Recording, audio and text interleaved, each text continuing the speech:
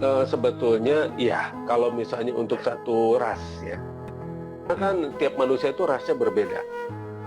Rasnya itu berbeda karena tiap manusia itu kloningan. Jadi satu ras itu klon. Misalnya ras Arya itu klon, atau ras yang namanya Negrida atau Negro itu klon, ras yang namanya Haina atau China itu klon. Jadi tiap ras itu klon. Karena kloningan pertama itu kan Hawa, itu kan dari rusuk ya, kan dibuat dari rusuk. Berarti kalau dari rusuk itu kloningan ya, diklon dong. Nah, siapa yang mengajarkan klonnya? Sang Maha Menjadikan itu yang mengajarkan langsung pada manusia pertama, yang dibuat berdasarkan gambaran dirinya, begitu kan ya? Karena kloningan pertama itu kan Hawa, itu kan dari rusuk ya. Nah, dan Adam sendiri adalah alien karena diturunkan ke planet bumi ya. Di planet bumi kan diturunkan kan ke sini ya.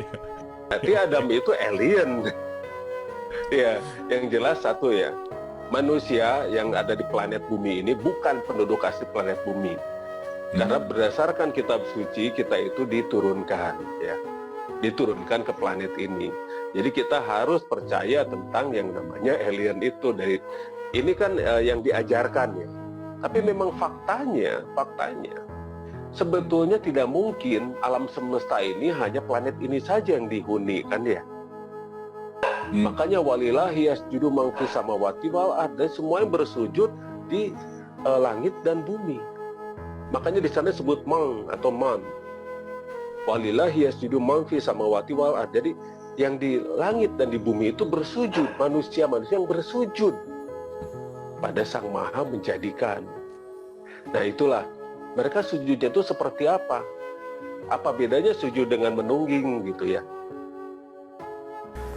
Apabila kita jeli dan kita mampu menerjemahkannya dengan baik dan benar, maka peninggalan-peninggalan leluhur yang luar biasa ini mampu menjadi jawaban yang sangat memuaskan bagi krisis pada zaman sekarang. Tinggal bagaimana kita merubah dari teknologi yang sangat canggih tersebut diterjemahkan pada teknologi masa kini, yang sebetulnya memang masih jauh di bawah teknologi kaum leluhur kita yang sudah mengenal teknologi sejak zaman dulu. Dan mereka pun biasanya meninggalkan berupa ukiran-ukiran, tulisan-tulisan, artefak-artefak, manuskrip, yang itu semuanya harus kita terjemahkan dengan baik dan benar. Salah satu contohnya ketika saya sedang berada di Bukit Tinggi, di Suliki, ketika saya menggali di satu halaman rumah penduduk di sana, itu kami mendapatkan sebuah artefak yang masih memiliki ukiran yang lengkap. Di dalam artefak tersebut terdapat ukiran tentang piramida, ada 3 buah piramida. Dan ternyata apabila kita bandingkan dengan piramida yang ada di seluruh dunia, rata-rata memang di satu tempat itu ada 3 buah piramida yang memiliki fungsi yang berbeda. Mungkin sekarang kita akan jelaskan lebih dalam lagi dan lebih rinci di episode kedua ini mengenai piramida-piramida tersebut. Nah, apabila kita kembali pada piramida-piramida yang ada di negara kita, yang dulu jauh sebelum Masehi, itu adalah sebuah benua yang bernama Lemuria. Dan Indonesia sekarang itu adalah dataran tinggi benua Lemuria tersebut. Itu ternyata banyak sekali terdapat piramida-piramida, dan rata-rata di tiap tempat itu ada 3, seperti yang tertera pada artefak yang kita gali di Suliki tersebut. Dan di bawah piramida yang ada 3 tersebut biasanya terdapat yang namanya dorval, seperti bulatan yang saya tunjuk itu. Nah, ini adalah dorval, di mana dorval tersebut adalah sebuah teknologi yang dia mampu mengeluarkan energi yang sangat besar, berfungsi untuk memperkuat molekular tanah dan memfungsikan 3 piramid tersebut agar menjadi sebuah solusi bagi alam. Ya pertanyaannya, kita itu Islami atau Arabi? Iya, karena Islam itu asal katanya kan dari aslamu, yang berarti menyelamatkan. berarti keselamatan. Orang-orang yang menyelamatkan orang lain atau umat dan sebagainya, itulah yang Islami. Karena belum tentu, karena Islam itu sudah dikenal juga sejak Lemurian yang namanya azlama, atau ajaran untuk menyelamatkan, ajaran untuk saling memakmurkan. Ya, kasarnya beginilah.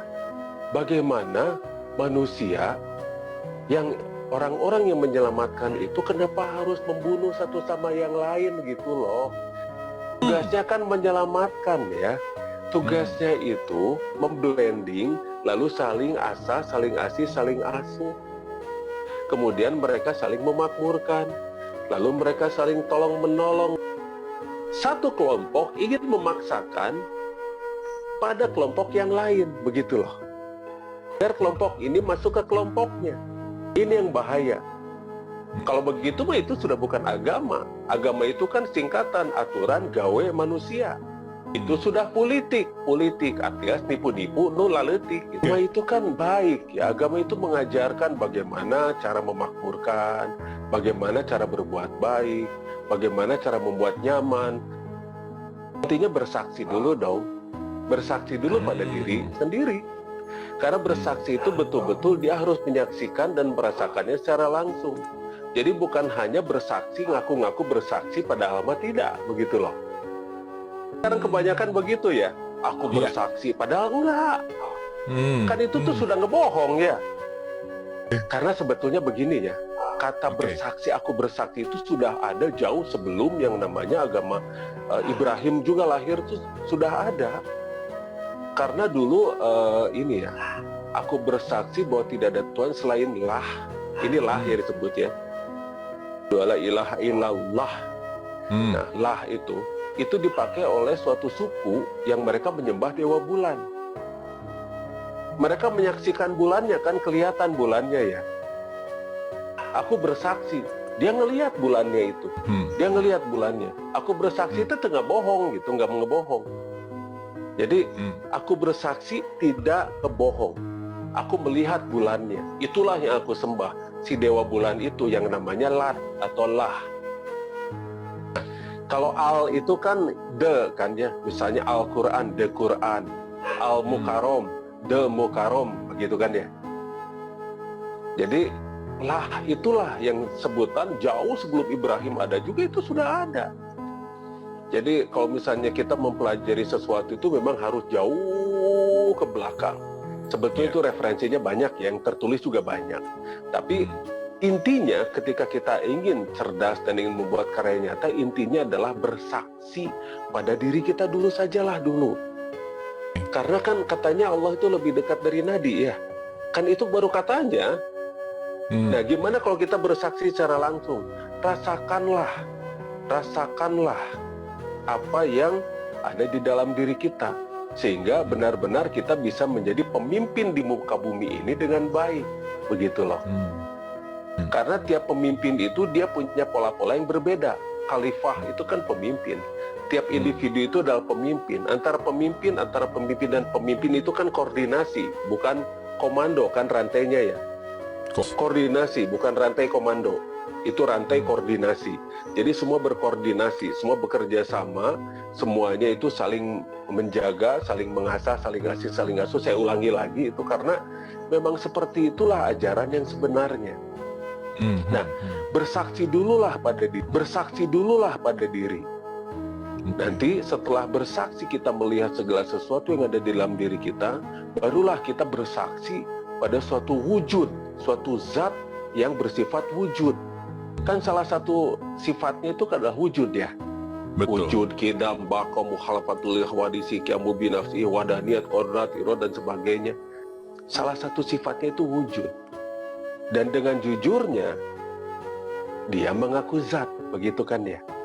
Jadi wajibul wujud inilah yang harus kita kenali. Nah setelah itu barulah kita bisa terkonek dengan semuanya. Nah barulah di sana kita bisa membuat karya-karya nyata. Karena karya nyata yang kita buat itu akan berbeda dengan karya nyata yang sudah ada sekarang, sudah jadi industri, itu beda. Silakan klik tombol subscribe dan aktifkan notifikasi pada tombol lonceng supaya tidak tertinggal video seputar misteri dan pembahasan menarik lainnya, dan klik tombol like juga jika sahabat menyukai video ini.